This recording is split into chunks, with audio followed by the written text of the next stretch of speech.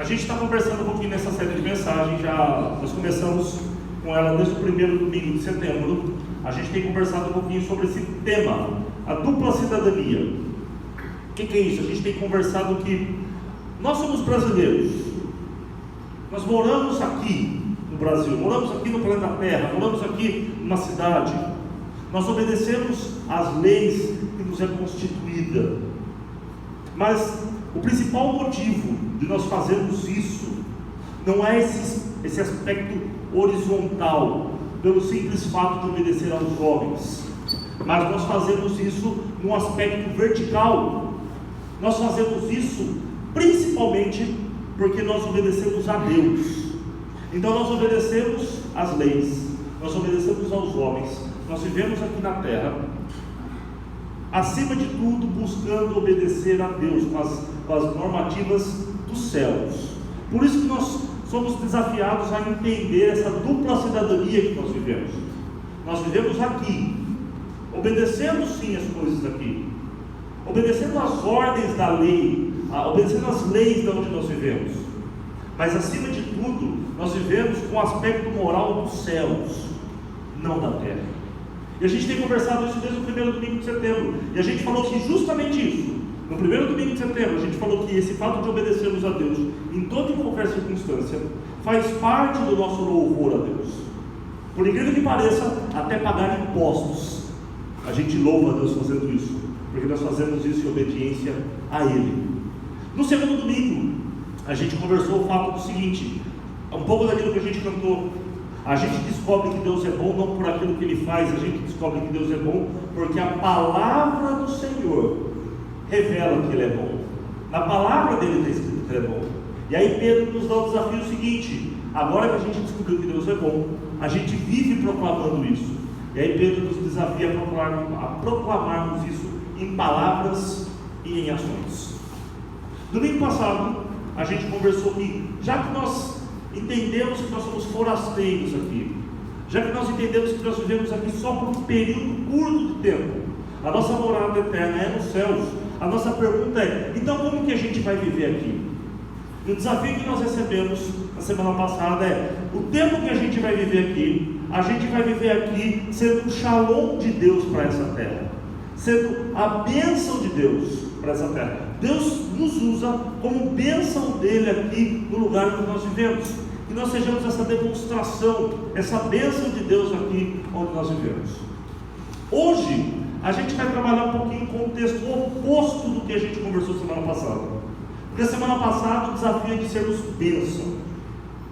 Hoje o desafio é quase que o fato de nós descobrirmos que nós somos embaixadores. Embaixadores de Cristo, na verdade, não é aquele que anda em conformidade com o local onde ele foi inserido, mas o embaixador é aquele que luta e briga pelos direitos e privilégios da sua nação de origem. Nós estamos aqui para sermos bênção, sim, no lugar onde Deus nos colocou, mas nós estamos aqui também para confrontarmos aquilo que não está de acordo com a vontade de Deus. Então, diametralmente oposto àquilo que a gente falou semana passada, o desafio é de sermos bênçãos, mas também o desafio dessa semana nosso é para que sejamos uma rota de colisão, literalmente, com aquilo que o mundo tem feito contrário à vontade do Senhor. Por que isso? A gente vive num contexto onde a sociologia determina e define como a gente vive no contexto da pós-modernidade. A Revolução Industrial foi chamada de modernidade.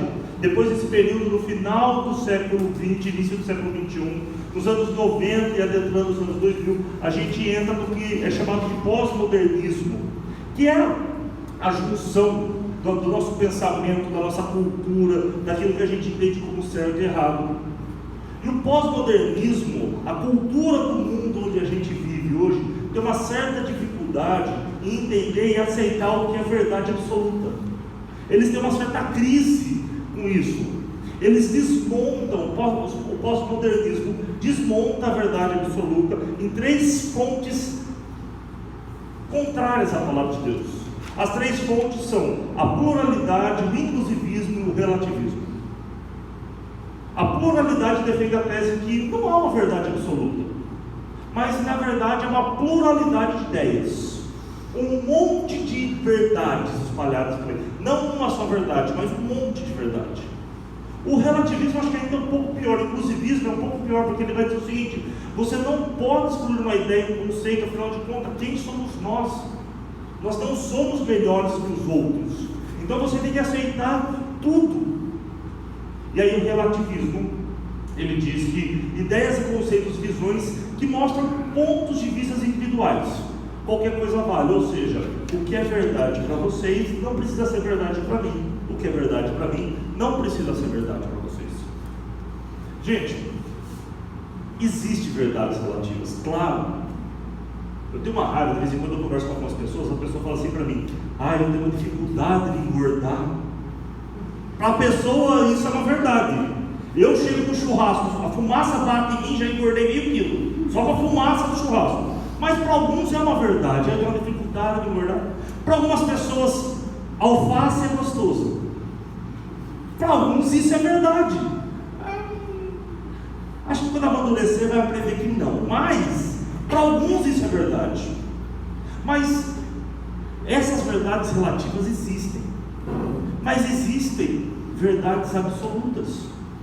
Não vou nem entrar no âmbito das escrituras sagradas. Por exemplo, 2 mais 2 é quanto?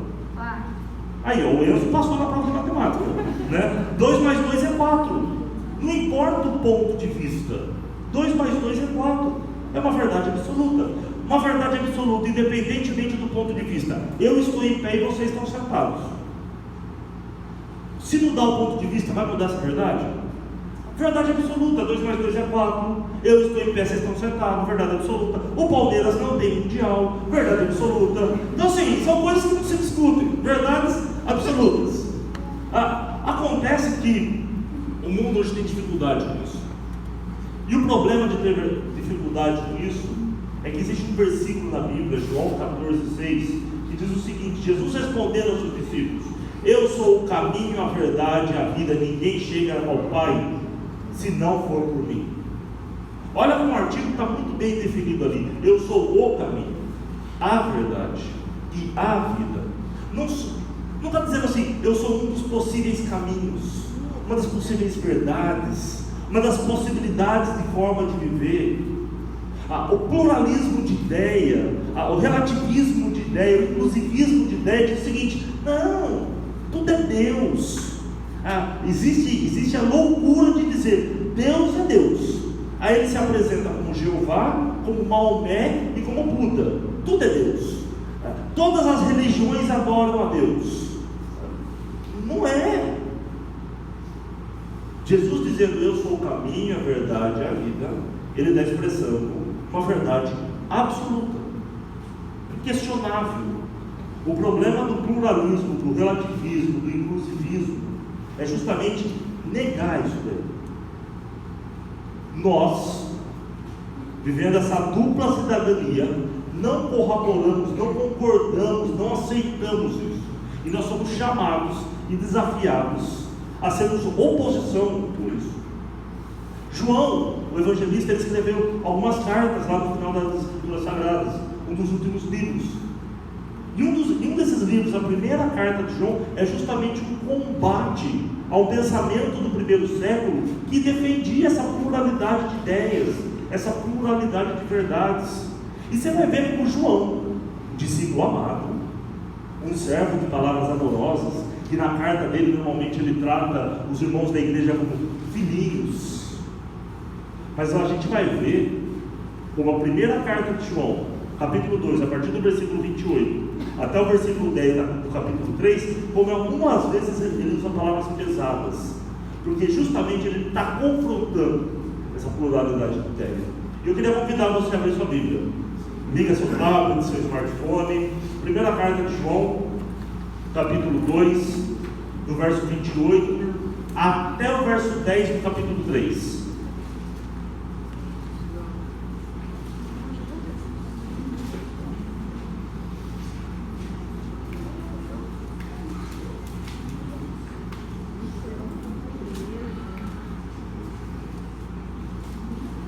Diz assim então a palavra do Senhor: sim, meus filhinhos, continuem unidos com Cristo, para que possamos estar cheios de coragem no dia em que Ele vier. Assim, não precisaremos ficar com vergonha e nos esconder dele naquele dia. Já que vocês sabem que Cristo sempre fez o que é correto, devem saber também que quem faz o que é correto é filho de Deus.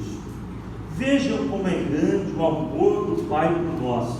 O seu amor é tão grande que somos chamados de filhos de Deus e somos de fato seus filhos. É por isso que o mundo não nos conhece, pois nos conheceu a Deus. Meus amigos, agora nós somos filhos de Deus, mas ainda não sabemos o que vamos ser. Porém sabemos isto: quando Cristo aparecer, ficaremos parecidos com Ele, pois veremos como Ele realmente é. E todo aquele que tem essa esperança em Cristo, purifique-se a si mesmo, assim como Cristo é puro. Quem peca é culpado de quebrar a lei de Deus, porque o pecado é a quebra da lei. Vocês já sabem que Cristo veio para tirar os pecados e que Ele não tem nenhum pecado. Assim, quem vive unido com Cristo não continua pecando. Porém, quem continua pecando nunca o viu e nunca o conheceu. Meus filhinhos, não deixem que ninguém os engane. Aquele que faz o que é correto, assim como Cristo é correto. Quem continua pecando pertence ao diabo, porque o diabo peca desde a criação do mundo. E o Filho de Deus veio para isso, para destruir o que o diabo tem feito. Quem é filho de Deus não continua pecando, porque a vida que Deus dá permanece nessa pessoa. Ele não pode continuar pecando, porque Deus é o seu Pai. A diferença clara que existe entre os filhos de Deus e os filhos do diabo é esta: quem não faz o que é correto, ou não ama o seu irmão, não é filho de Deus. Só que aí, o que está acontecendo? João ele manda uma carta, não dá para saber exatamente para qual igreja, possivelmente é uma carta circular, que passou por mais de uma igreja ali, possivelmente na região de Éfeso, combatendo os ensinamentos muito contrários às escrituras do primeiro século. Existia um grupo que disseminava uma heresia naquela época, conhecido como os gnósticos. Os gnósticos eles tinham uma pregação seguinte: olha, a alma é boa, o espírito é bom, o problema é a matéria, o problema é o corpo, e a nossa alma está presa nessa matéria, está presa nesse corpo. Então, quando a gente comete algum pecado, na verdade, não é problema nosso, é que a nossa alma, o nosso espírito, ele é escravo dessa matéria, ele é escravo desse corpo. Então, assim, tranquilo. A pregação dele é uma pregação universalista. No final das contas, todo mundo vai para o céu, porque não é culpa da alma, não é culpa do espírito, é culpa do corpo. Tem alguns problemas graves nesse tipo de pregação. Imagine se a nossa pregação hoje fosse essa: irmãos, no final das contas vai todo mundo para o céu, vamos fazer o que a gente quiser, a nossa vida agora vai ser o que der na teia, deu vontade de fazer, faz, não tem problema, não tem pecado, não tem certo, não tem errado, porque na verdade essas coisas erradas são subjetivas, então vamos viver dessa forma. Esse era o ensinamento que eles estavam sofrendo a igreja do primeiro século ali. Um outro problema: esse tipo de ensinamento negava a divindade de Cristo, porque a Bíblia nos revela claramente que Cristo, Deus, o Filho de Deus, se fez homem e habitou entre nós. Se fez homem. Inclusive, uma das defesas de João nesta carta é a humanidade, a divindade de Cristo convivendo simultaneamente, perfeitamente. Porque o gnosticismo negava isso, como se, não, na verdade Jesus veio, mas na hora do batismo, Deus desceu nele, um pouco antes de morrer, Cristo subiu, o Espírito subiu, e na verdade, ali ele foi só como homem, ele não morreu como Deus, ele morreu só como homem. O gnosticismo pregava isso, e isso era uma mentira caluniosa. E aí João, então, ele escreve essa carta, direcionada às igrejas, justamente combatendo essa heresia, justamente combatendo essa mentira daquela época. E ele dá algumas instruções, até tanto quanto pesada, dá até um puxãozinho de orelha na gente. Porque olha o que ele diz no versículo 28: sim, meus filhinhos, continuem unidos com Cristo, para que possamos estar cheios de coragem no dia em que Ele vier. Assim, não precisaremos ficar com vergonha. que está acontecendo? Qual que é a bronca, o chacoalhão que João está dando na igreja no contexto ali, nesse versículo 28? Imagina se eu chegasse assim para a gente hoje e falasse: gente, vocês viram o que a Escritura Sagrada está dizendo? Quarta-feira agora, dia 25 de outubro de 2019, está na Bíblia, Jesus revelou: o mundo vai acabar. Quarta-feira, dia 25, 2019, vai acabar o mundo. Qual que é o nosso sentimento com uma frase dessa? Qual que é o nosso pensamento com uma frase dessa? Ou então, sei lá, se nós soubéssemos que a gente vai morrer amanhã, amanhã eu vou morrer, a gente fica em paz com isso? Ou fica meio amedrontado com isso, meio pé atrás? Eu me lembro que em 2012 teve aquele calendário dos maias, né, dos incas lá, que uns falaram: não, o mundo vai acabar, porque até quando chegou o calendário dos maias, dos incas. E eu me lembro que a gente fez uma série de estudos aqui na igreja sobre isso, as verdades sobre o fim.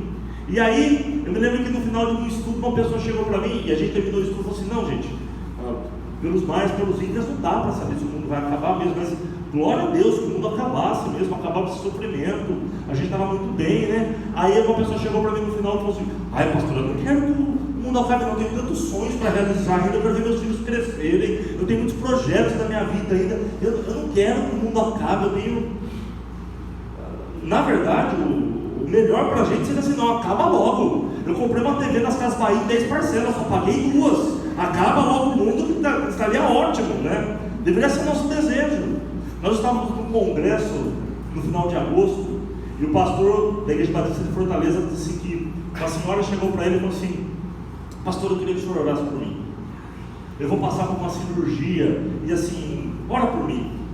A pastora falou: não, oro, e o que você quer que eu ore por você? Eu quero que o melhor de Deus aconteça na minha vida nessa cirurgia. O pastor não pensou 2 vezes, colocou a mão na cabeça dela e falou: Senhor, mata essa mulher naquele leito, leva para a tua glória. Ela falou que a mulher começou a tirar a mão dele e falou: não, pastor, para com isso, que mata aqui, não quero esse negócio, não. Quando a gente começa a falar desse assunto, o mundo vai acabar amanhã, daqui a amanhã, sei lá, está prestes a acabar, a gente fica feliz com essa notícia? Ou meio pé atrás? No auge da minha saúde, eu estou muito bem hoje, mas eu não sei se daqui a algum tempo eu vou manter esse diálogo, porque é muito fácil dizer assim, né? Mas eu gostaria de dizer assim para os irmãos: no meu funeral, meu velório, churrasco, comemoração, música alegre, não é aquelas músicas de choradeira, não. Pena que Deus não deixa a gente mandar recado. Não mandar recado lá: vocês têm conta para pagar e eu estou aqui, ó, sossegado. Esse deveria ser o nosso sentimento. É isso que João está desafiando a gente. Olha, nós temos que viver unidos com Cristo, para quando chegar o dia do retorno dele, da vinda dele, do cumprimento da promessa dele, a gente tem que estar cheio de coragem, cheio de alegria, dizendo: aleluia, Cristo vai voltar, acabou esse sofrimento aqui na terra. Esse negócio faz calor, faz frio, o culto das 5 está no calor, o culto das 7h30 está frio. A gente não sabe o que fazer com o ar-condicionado, né? Acabou essa confusão, aleluia, Cristo voltou. Esse deveria ser o nosso sentimento. Olha só, você conhece esse personagem aqui? Esse pastor? Benihim. Por mais de 20 anos esse homem pregou teologia da prosperidade. Aquela coisa assim: venha para Cristo, pague o seu dízimo, faça uma oferta de sacrifício, Deus vai te recompensar e você vai ficar rico. Recentemente ele se arrependeu de pregar isso por muito tempo. Inclusive ele falou: o evangelho não tem que ser mercantilizado.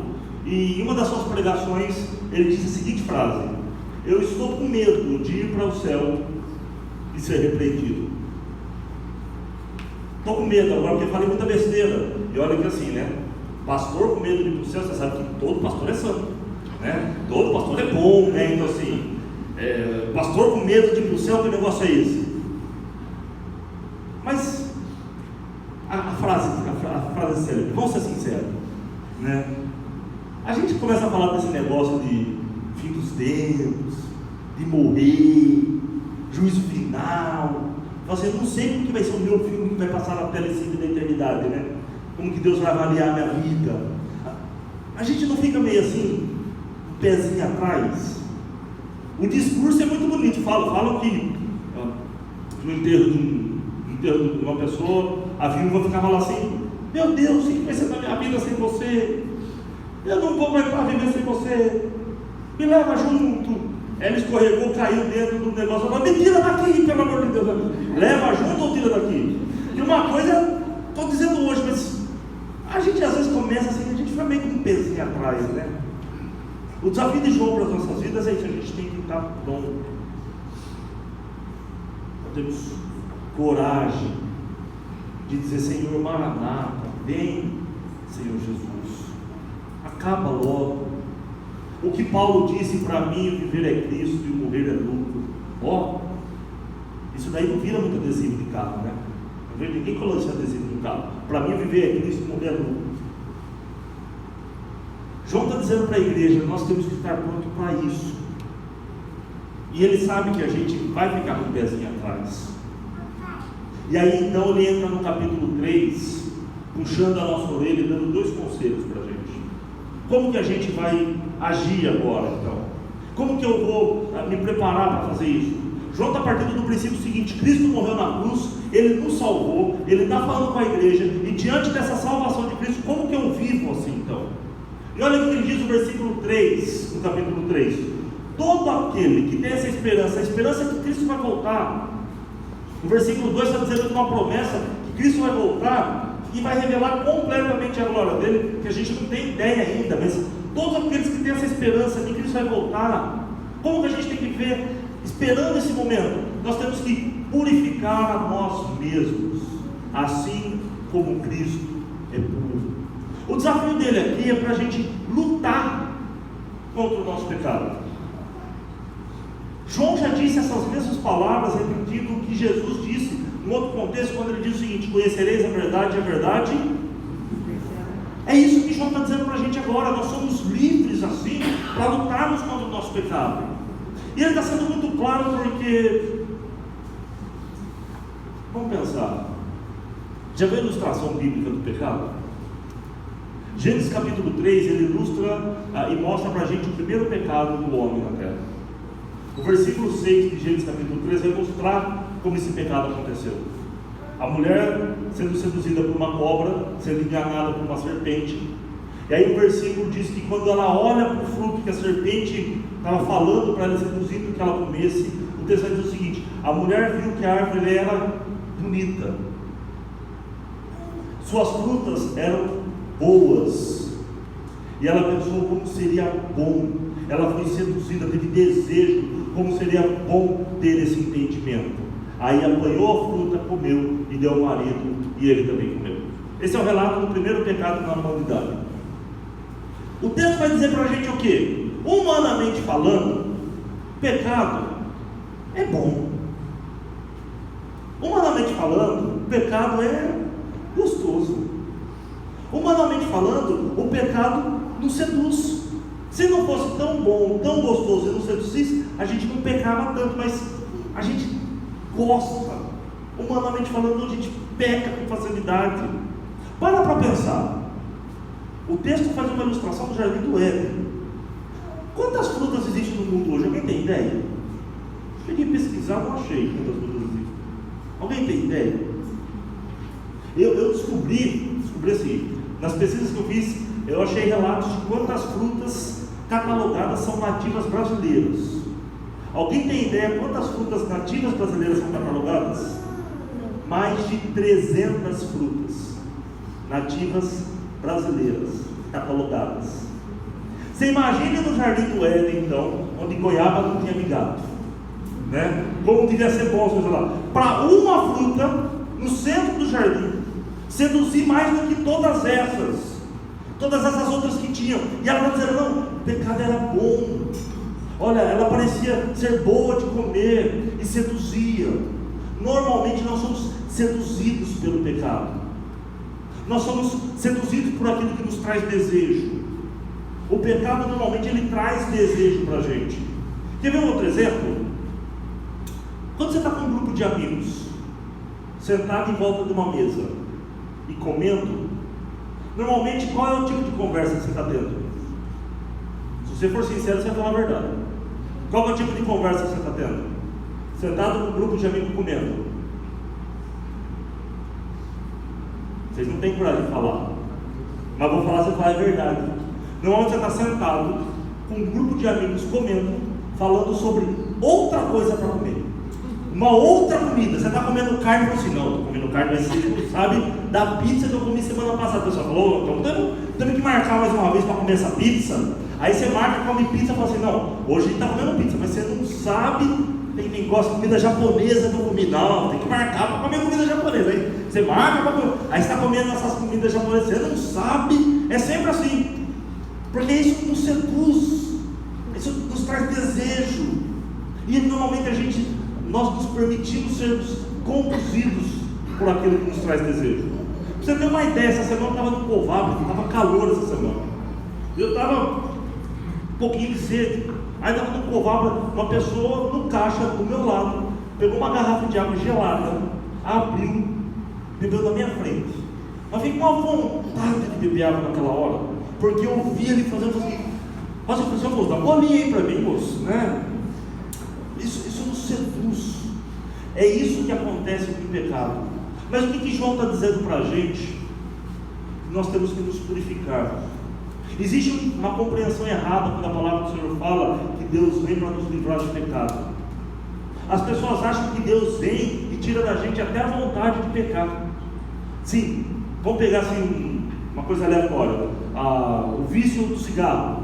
Eu vou orar para Deus para me ajudar a parar de fumar. E a pessoa fica esperando assim, estou esperando Deus vir tirar o desejo. Se Deus quisesse que eu parasse de fumar mesmo, Ele já teria tirado o meu desejo. Enquanto Ele não tira, eu estou entendendo que Deus não quer que eu pare de fumar. Não é isso que João está dizendo. Não é isso que a palavra do Senhor nos ensina. Quando eu conheço a verdade, essa verdade me liberta. E João está pedindo para eu me purificar. João está pedindo para eu lutar contra os pecados. Ele está pedindo assim, olha, eu sei que eu não devo mais fazer isso. Eu sei que isso é errado. E agora em Cristo Jesus eu tenho forças para lutar contra isso. Eu tenho forças agora para lutar contra o pecado. O chamado de João para a gente é o seguinte: você quer não ter mais pé atrás quando começa a se falar de fim do mundo, volta de Cristo ou a nossa morte? A primeira coisa que a gente tem que fazer é aprender a lutar contra o nosso próprio pecado. A gente tem um pecado de estimação, né? Assim, aqueles que costumam inventar mentira, aqueles que têm um vício, aqueles que têm um Deus que cultua constantemente. João está dizendo assim para a gente: ó, você tem que lutar contra isso. E agora que Cristo nos salvou, morreu numa cruz em nosso lugar, Ele nos liberta e nos capacita a lutarmos contra isso.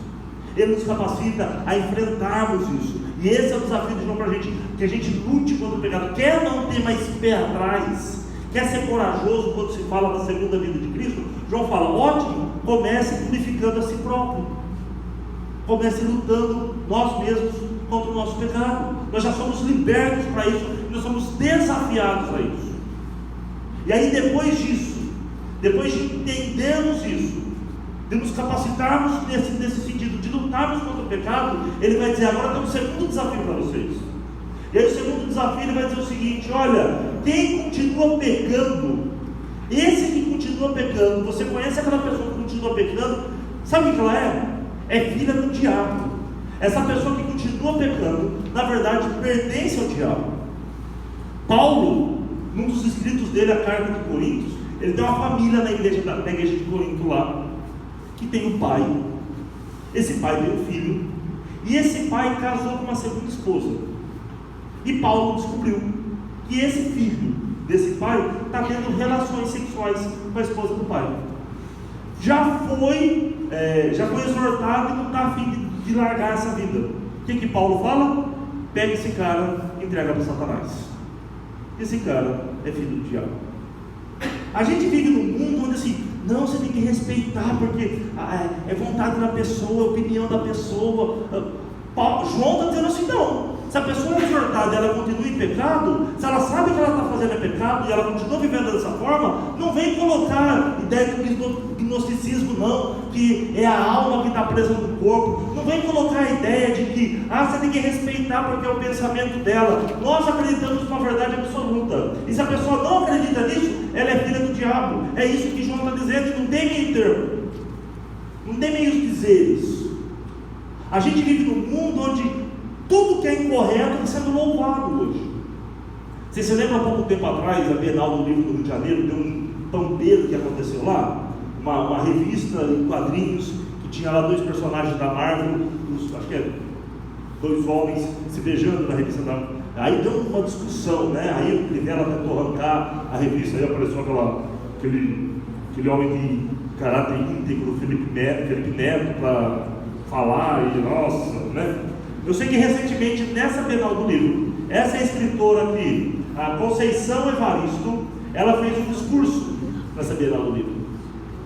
E ela começou o discurso dizendo assim: bom dia a todos, bom dia a todas e bom dia a todes.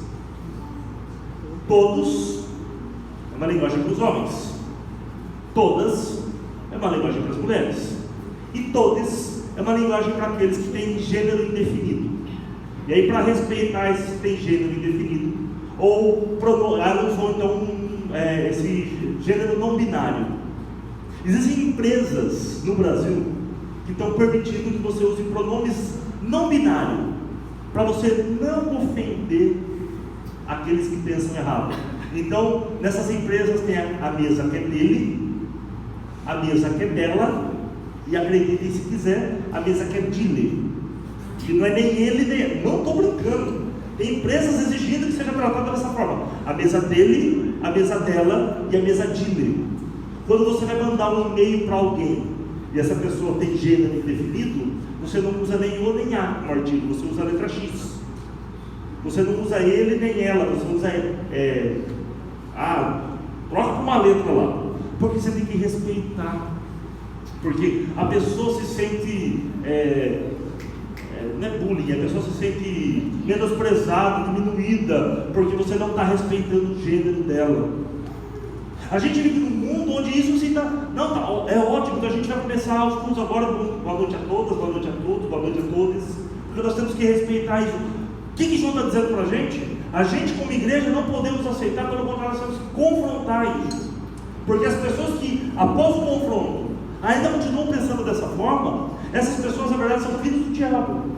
E eu não estou dizendo aqui, vou deixar bem claro, que eu não estou dizendo aqui que só o pecado do homossexualismo é isso. Porque o pecado do heterossexualismo também. Porque se tem um heterossexual viciado em pornografia, ele também, se depois de exortado ele não quer mudar de vida, ele também é filho do diabo. Eu não estou aqui dizendo que o pecado do homossexualismo é o pior pecado que existe. Ele é pecado assim como o pecado do heterossexualismo. E a maior prova disso, olha o outro argumento que eu vou usar aqui. No ano de 2008 até o ano de 2016, foram assassinados 868 transgêneros no Brasil. Pessoas de sexo indefinido. O Brasil é o país mais violento com esse tipo de pessoas. O segundo lugar é o México, com apenas 259. As pessoas que assassinaram esses seres humanos, se continuam fazendo isso, são filhos do diabo. É isso que João está dizendo para a gente. O desafio de João para a gente é confrontarmos isso. Nós vivemos numa sociedade onde tudo isso é normal. Nós somos chamados a sermos diferentes e confrontarmos essa realidade do mundo que a gente vive. Nós somos chamados a sermos diferentes e confrontarmos esse pecado do mundo que a gente vive. Se nós temos um pecado, nós nos conformamos com esse pecado, cuidado, porque nós estamos flertando com esse desafio que João está chamando a gente. O desafio de João para a gente é: não quer ter pé atrás com a volta de Cristo? Não quer ter pé atrás com essas circunstâncias? Ótimo. Comece então purificando a si próprio. E depois, começa confrontando o pecado que está no mundo. Não sendo conivente com esse pecado que está no mundo. Eu me lembro que uma vez nós estávamos no shopping, o Pedro brincando no fliperama do shopping. Depois saiu aqueles tagzinhos para você trocar, ticket para você trocar. O Enzo vai pregar comigo a partir de semana que vem, viu? Saiu aqueles ticket para você trocar no... agora me ajuda aí, irmão, esqueci a palavra, né? Na ilha ali do Fair Play Shopping, né? E aí a gente foi trocar lá. Eu me lembro que eu olhei assim, o Pedro gosta de adesivos. Aí eu olhei adesivos, só tinha uns adesivos rosas, de boneca, moranguinho, né? Aí eu falei para o atendente assim: viu, não tem adesivo de menino? Ele falou assim: não, é só adesivo de criança, senhora, não tem mais menino ou menina. Eu falei, não, mas eu queria um adesivo de carrinho. Não, é de criança, isso aqui é para menino ou para menina. Não tem mais menino ou menina, é só criança. Eu falei, pode não ter para você, porque o meu filho é homem. Meu filho é menino. Você decide o que você quiser. O meu filho é menino. Não vem com esse negócio para mim, não. A gente vive num mundo onde não tem mais menino ou menina, ele decide o sexo. Absurdo. O mundo pode dizer o que quiser. Dentro da minha casa, o ensinamento do meu filho é que ele é homem. Que Deus gerou ele como homem. E como homem, ele tem que honrar e glorificar Deus. O meu ensinamento para ele é esse. E o outro ensinamento é o seguinte: como homem, você não está na idade de namorar, nem na idade de sair daí beijando um monte de menina, que isso não é coisa de homem. Tanto o pecado do homossexualismo quanto o pecado do heterossexualismo, ele não tem permissividade para fazer, porque a palavra do Senhor não nos dá esse direito. Como homens que vivem a dupla cidadania, como seres humanos, como servos do Senhor que vivem a dupla cidadania, nós somos chamados a primeiro confrontar o nosso pecado, a primeiro purificar a nós mesmos. Depois o desafio de João é confrontarmos o pecado do mundo. Não negligenciarmos esse pecado que está no mundo, mas sermos contrários a esse pecado do mundo. E aí João está dizendo, essa é a nossa esperança. E aí nós teremos coragem e não vergonha de esperarmos e ansiarmos pela volta de Cristo. Quando a gente começa a falar sobre a volta de Cristo, ou sobre o findar das nossas vidas, se a gente fica com o pé atrás, está na hora da gente começar a confrontar os nossos pecados e pecados do mundo onde a gente vive. Porque é isso que nós somos chamados a fazer. E é assim que nós somos chamados a viver. Ali, onde você trabalha, aonde você mora, no meio da sua família, no meio da sua faculdade, no meio da sua empresa, nós somos chamados a sermos contrários a esse pecado, para assim glorificarmos e exaltarmos a Deus. Nós somos chamados a fazermos uma autoanálise, a olharmos para as nossas vidas e lutarmos contra os nossos pecados e assim exaltarmos e glorificarmos a Deus. Cidadãos que vivem a dupla cidadania do Senhor não vivem para viver de uma forma que agrada o mundo, mas vivem para viver de uma forma que agrada a Deus. Quando João nos desafia a não termos esse pé atrás, é para que a gente olhe para as nossas vidas e questionar as nossas vidas. A quem nós estamos agradando? A Deus ou ao mundo que nós vivemos? Somos chamados a sermos embaixadores de Cristo aqui na terra, defendendo e lutando pelos princípios lá dos céus, para a honra e para a glória do Senhor. Eu quero convidar você a fechar seus olhos, abaixar a tua cabeça, fazer um momento de uma autoanálise.